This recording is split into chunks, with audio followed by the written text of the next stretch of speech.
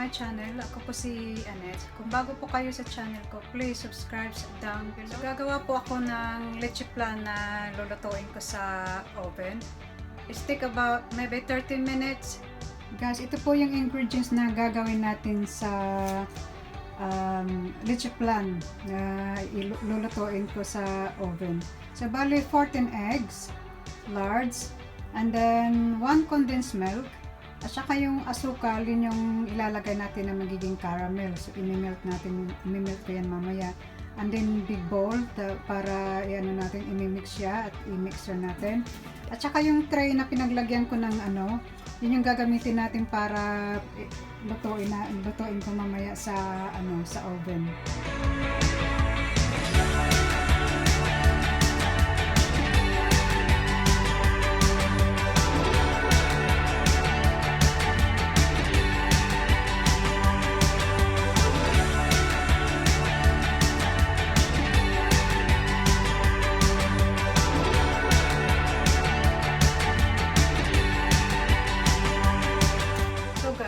Ito na yung gagawin ko na ilalagay natin dito yung yung puti, tapos make sure na matanggal natin yung puti niya. And then ilagay natin dito sa lahat nating gagawin natin. At saka wag niyo itapon yung puti, guys, kasi pwede niyo namang gamitin yan pwede niyo iprito, okay, pwede niyo ilaga, pwede niyo makainin yan. So hindi natin itatapon yan. So, hanggang tapos nagpakulo na rin ako ng tubig kasi yung pang-pamelt ng maligamgam lang gagamitin natin.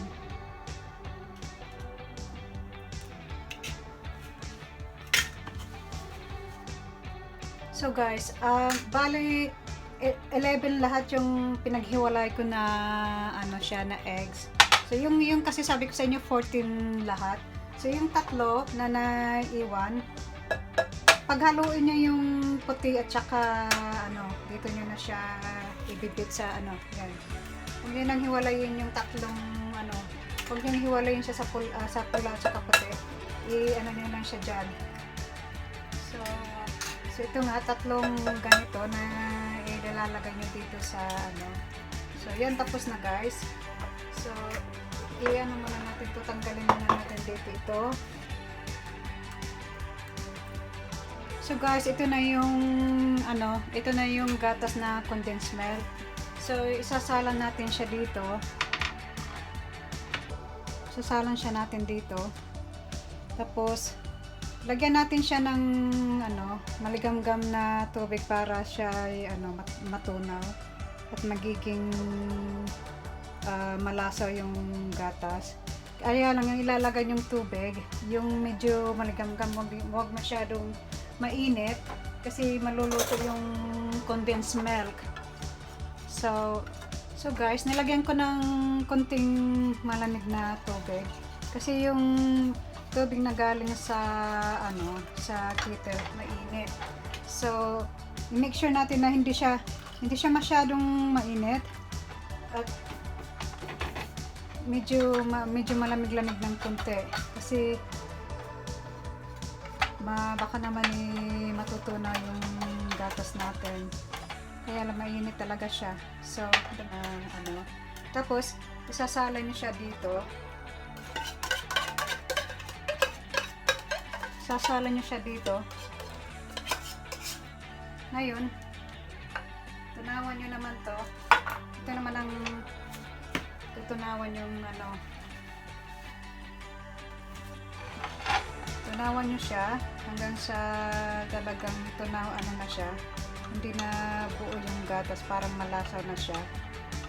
Saka nyo ihahalo dun sa ihalo nyo dun sa itlog. Tapos lagyan natin siya ng vanilla. Meron pa ako natirang vanilla. So isang ganito lang na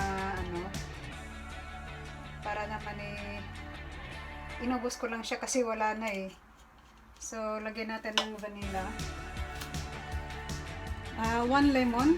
So gawin natin dito yung i-grated natin siya dito. Yung lang, yung balat lang, guys. Yung balat lang na ano, kasi para hindi malangsa yung itlog.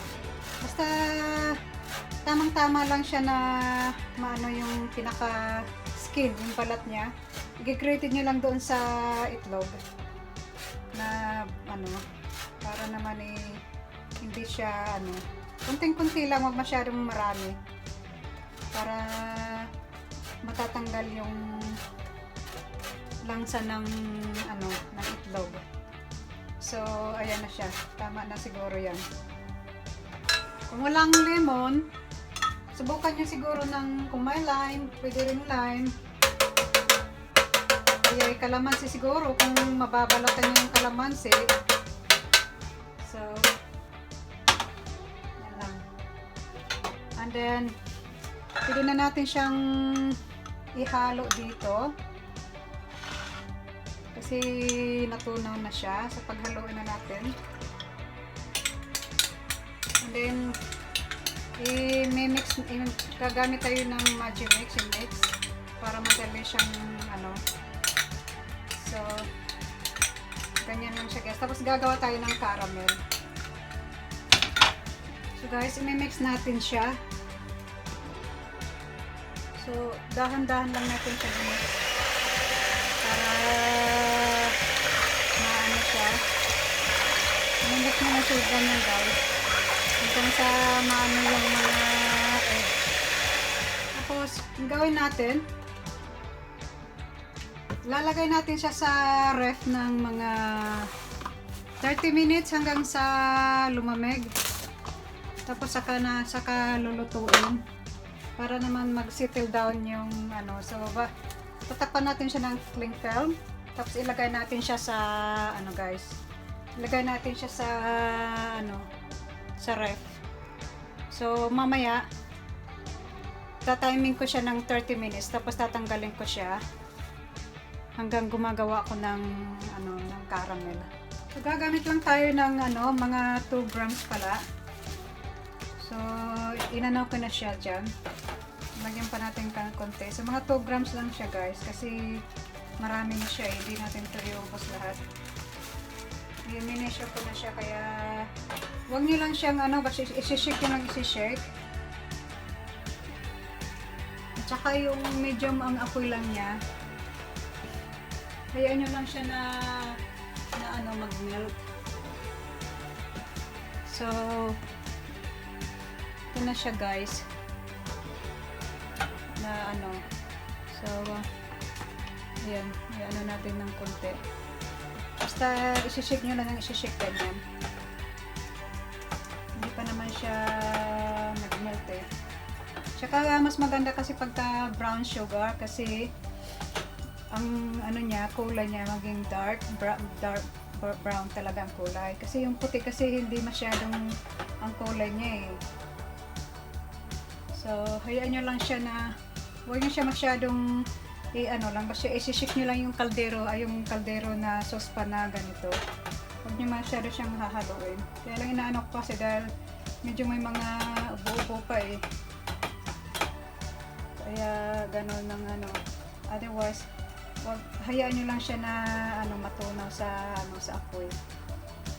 Para naman madaling ano. So yan guys, natutunaw na siya. Kaya kung pagka malakas yung apoy, hayaan nyo na, pahinaan nyo ng apoy pag malakas. So yun na, hintayin natin siya na ano, hintayin natin siya na matunaw guys. Yan guys, nakikita niyo siya, natutunaw na siya. So huwag niyo siyang talagang ano, isishik niyo lang yung kaldero para hindi siya magbubuo ulit, kasi pagka hinalo niyo siya ng ano, ng sandok, magbubuo siya ulit eh. So yan na siya guys, nagme-melt na siya. So just shake it like that. Huwag niyo siyang ano, hakuloyin, basta isishake niyo lang siya. Make sure na mamimix niya yung ano, ganyan ang technique ng paggawa ng caramel guys. Guys, ito na guys siya guys, nag-melt na siya, ganyan lang siya oh. So pag alam niyo ng ano, tanggalin niyo na kaagad, kasi ano eh, para hindi siya masunog. Tapos isasalin nyo siya kaagad dito. Kasi pagka ano na siya, pag hindi nyo sinalin kasi kaagad, titigas siya eh. So, kailangan may isalin nyo siya. Sasalin nyo dyan guys. Kasi magme-melt naman yan eh. So, guys, ito na siya. So, naisalin ko na sa, ano, maghintay na lang tayo doon sa, ano na, nasa ref. Kasi mainit pa naman siya eh. Kailangan palamigin natin din ito. Otherwise, maluluto ka agad yung, ano, yung caramel na gagawin natin na hindi pa nailagay sa oven. So, palamigin muna natin yung caramel bago ilagay dito yung... So, guys, ito na yung, ano, na inano ko sa ref, yung gagawin natin leche flan.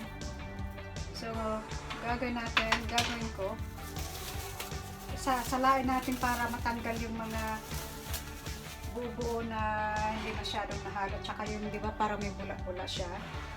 So, isala nyo lang. Kung may ganito kayong salaan guys, okay na yun. So, isala nyo dito sa may, nasaan yung tray na may, ano siya, tray na may caramel, ilalim. Tapos, sayang naman yung natira guys. So, ano natin siya.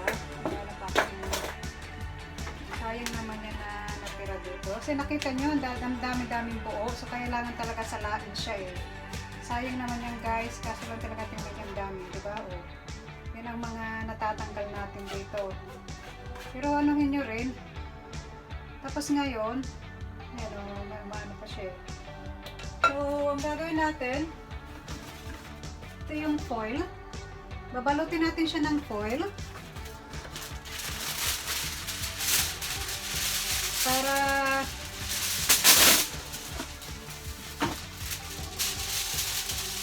maano yung foil natin. So, babalutin ko siya.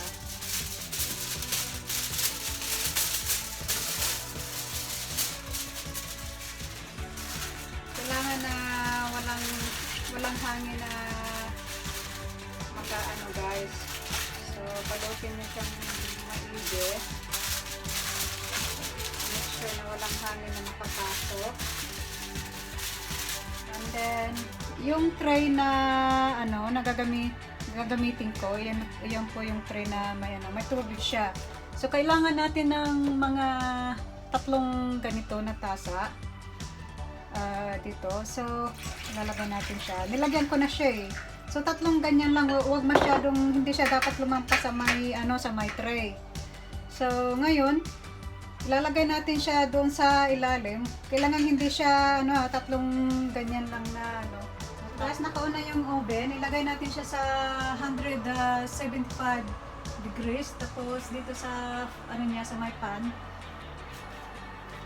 Ilagay niyo muna itong tray na may tubig para hindi masyadong mabigat. Ilagay niyo dito sa sa gitna. Sa pinakagitna nung dahan-dahan na hindi yung Tapos lalagay niyo yung caramel. So every maybe 15 minutes, i-check niyo siya kung tumigas na siya.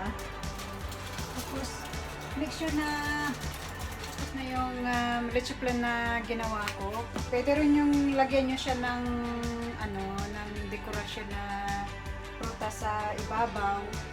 Sa inyo na yan kung paano nyo i-dekorasyon. Thank you for watching guys.